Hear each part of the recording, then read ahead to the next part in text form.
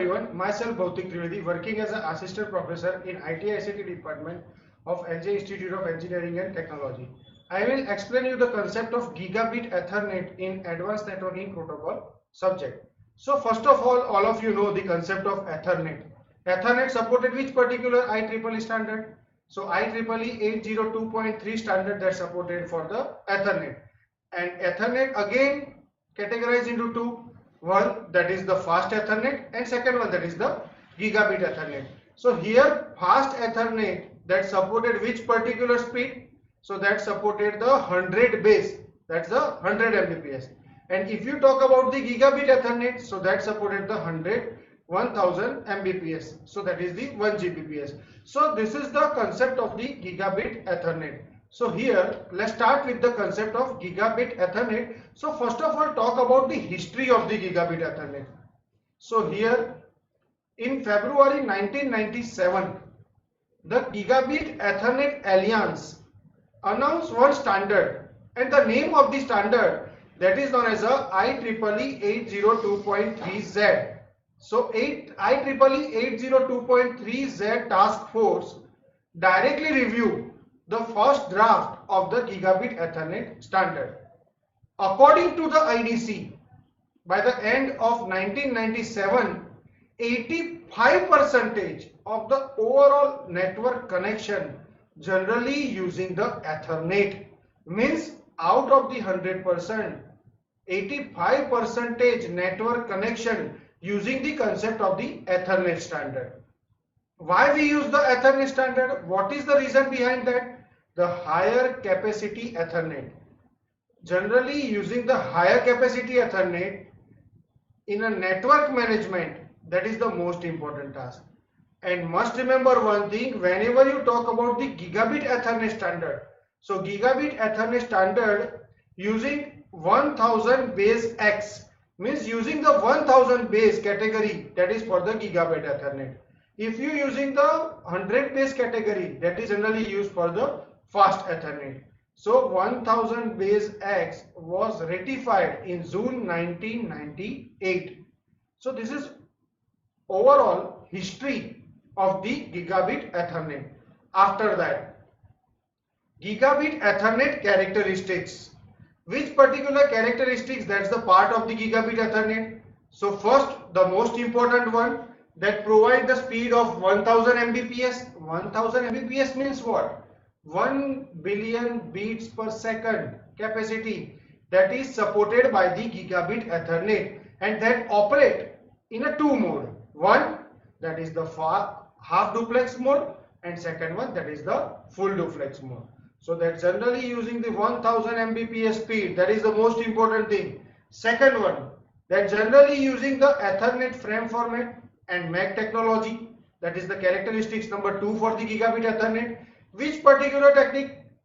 Already you know the two name in a network, in a computer network. One, that is known as a CSMA. What is the meaning of CSMA? Carrier Sense Multiple Access. So here using the CSMA CA and using the CSMA CD.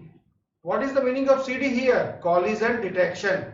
And what is the meaning of CA? That is the collision avoidance. So using the CSMA CD access method with support for one repeater per collision domain. I already discussed one repeater per collision domain, two repeater per collision domain. That's already the part of the concept of fast Ethernet.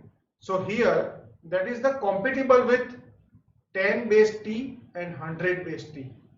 So that's backward compatible with 10 base T and 100 base T. Again, gigabit Ethernet using which particular technique? Using the 802.3 full duplex Ethernet technology. Using 802.3x flow control. Mainly two tasks, flow control and error control. That's the part of the data link layer. So data link layer generally supported the flow control and error control, but here 802.3x flow control that's supported by the gigabit Ethernet. And must remember one thing, the most important thing, all gigabit Ethernet configurations are point to point or point to point. Point to point is there, multi-point is there, but here that supported point to point. After that, one structure, Gigabit Ethernet architecture, and this is known as a Gigabit Ethernet architecture standard. So that supported the different layer. So here you just see in this particular figure that categorized into two, IEEE 802.3Z and IEEE 802.3AB. But here start from the top to bottom. So first of all of you know that supported one layer that is known as a media access control, that supported the two technique, one that is the full duplex and second one that is the half duplex. Another one important term here, that's the optional, that is known as a GMII, that is the Gigabit Media Independent Interface. After that, Gigabit Ethernet supported which particular standard? That supported the 1000 base. So 1000 base X. Here I write the PHY. What is the meaning of PHY? PHY that supported the physical layer. But here 1000 base X is again divided into three categories. One for the LX, one for the SX and one for the CX. So LX means what? Fiber optic transceiver. SX means what? Fiber optic transceiver. And CX means what? Copper transceiver. But here LX and SX. So SX that supported the short wavelength and LX that supported the long wavelength. But here LX again divided into two parts that operate on a single mode fiber or operate on a multi-mode fiber. But whenever you talk about the 1000 base SX, so that's operate on a multi-mode fiber only. And whenever you talk about the 1000 base CX, so that supported the shielded copper wire or shielded copper cable. And this side, that is the unshielded twisted pair. So this is the normal architecture of the Gigabit Ethernet standard. So Gigabit Ethernet, up to this all of you know, a Gigabit Ethernet only supported the 1000 base. But what's the internal procedure behind that? So each and every layer you know in a detail in Gigabit Ethernet. After that, the most important point in today's session, these 2 points. Gigabit Ethernet technology. Already I discussed. Gigabit Ethernet is generally divided into how many categories? So mainly 4 categories here. 1000 base SX, 1000 base LX, 1000 base CX and 1000 base T. SX and LX under which category? That is under the category of the fiber optic cable. And CX and T under the which category? That is under the category of the twisted pair. But here in twisted pair again 2 important names. One that is the shielded twisted pair and another one that is the unshielded twisted pair. So 1000 base CX generally using the 2 pair of STP and 1000 base T generally using the 4 pair of UTP. So that is related to the cable. After the segment size, the maximum segment size for the 1000 base SX, that is the 550 meter, 550 meter. But if you talk about the long wavelength, so that supported the 5000 meter.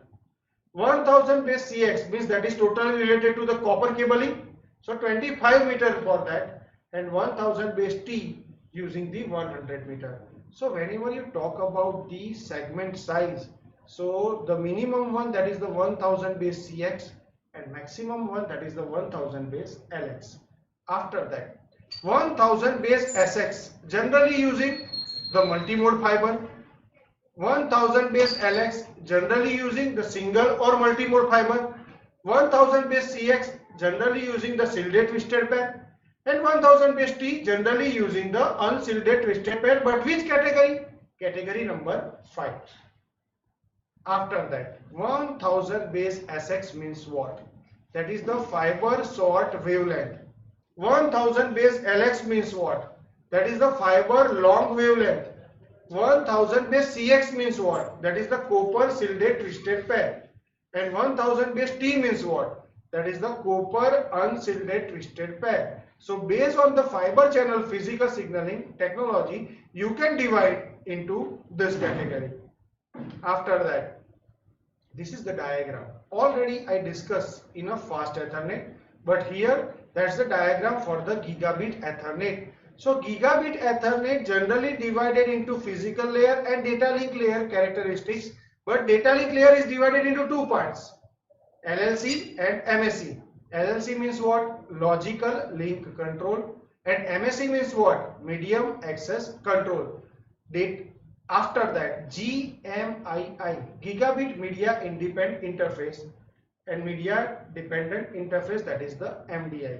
So this is the overall structure of the 1000 base T, that is known as a Gigabit Ethernet.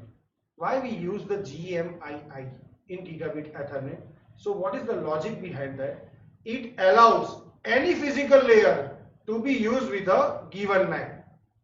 And must remember one thing, here fiber channel physical layer can be used with the CS, MS, CD, and all of you know carrier sense multiple access with collision detection, and that supported the two techniques, one that is the full duplex and second one that is the half duplex. After that, one that is the short wavelength and second one that is the long wavelength. So up to this whatever I discussed, that is related to the 1000 base T. After that 1000 base SX. SX means what? That supported the fiber technology. SX means that supported the short wavelength. So it supports the duplex link up to the 275 meter. Range 770 to 860 nanometer range. 850 nanometer laser wavelength. Which technology here used for that? Fiber channel technology. And physical code sublayer include 8B/10B encoding with 1.25 Gbps line. Means this is the encoding technique. Whatever in a encoding technique, don't worry about that. Only know the name. Which particular encoding technique here used? That is the 8B/10B encoding scheme. Operate on a which particular technique? Operate only on a multimode fiber, and that is cheaper than LX. Means that is cheaper than long wavelength. So this is related to the 1000 base SX. That's the part of the Gigabit Ethernet. So this is the normal diagram for the encoding scheme. Means which kind of table generally maintained for a encoding scheme. So here you just see the only column for that. First one that is the code group. That second one that is the actual byte being encoded. Third one that is the encoding value. Fourth one that is the RD plus encoding value. And last one effect on RD after sending the name. So this is the normal table. So don't go in a detail for this particular table. Only know the encoding scheme generally contain these all are the columns. After that, one that is the carrier extension, and second one that is the, so only 2 points remaining in today's session. One that is a carrier extension. Here you just see the figure. One that is frame, and then after whatever the different part that can be the R. So here already you know the 10 base T. So 10 base T supported the 2.5 kilometer maximum, and slot time that is the 64 byte. Here I am talking about the 1000 base T that supported the 200 meter maximum, slot time that is the 512 bytes. So here carrier extension means what? Carrier extension means it continue transmitting control characters R to fill collision interval. Means up to the collision interval, whatever the remaining thing that can be filled with the R. Here you just see in a figure, frame and then after all the R, that can be known as a carrier extension. So with using this, you can directly permit minimum 64 byte frame to be handled. So control character are discarded at the destination side. So why we use the control character here? Only for the transmitting purpose. At the destination side, whatever the control character that can be discarded here. So for small frames, net throughput is only slightly better than fast Ethernet. That is the most important thing here. So must remember one thing, in a carrier extension only put the control character, Why? Only for the transmitting purpose to the receiving side. And whenever you receive the frame at the receiving side, you directly discarded the control characters. That is related to the carrier extension. After that, on the concept of frame bursting. What is the meaning of frame bursting? All of you know the interframe gap. So whatever the interframe gap, that can be filled with the extension. So here you just see in this figure, one frame is there, then after the extension, another frame is there, then after the frame is there, then after the frame is there. So that is known as a frame bursting. But in between you put the extension, so that is known as a concept of the interframe gap removal. So here you just see source sending out the burst of frame without controlling of the network. So with using the interframe gap filled with the extension bits, so maximum frame bus size is 8192 bytes. Must remember one thing, and that is the 3 times more throughput for small frames. So that is all about the frame busting. And after that, last point in today's session, that is the buffer distributor. Why we use the buffer distributor? That is a one kind of hub, 802.3 hub, where all the incoming frames are buffer in FIFO. After that, CS/MS/CD inside the distributor to transfer frame from the incoming FIFO to all outgoing FIFO. So that's why using the 802.3x frame based flow control, that is generally used for the congestion. And must remember one thing, all links are full duplex in buffer distributor. So that's all about the today's session. Thank you for watching.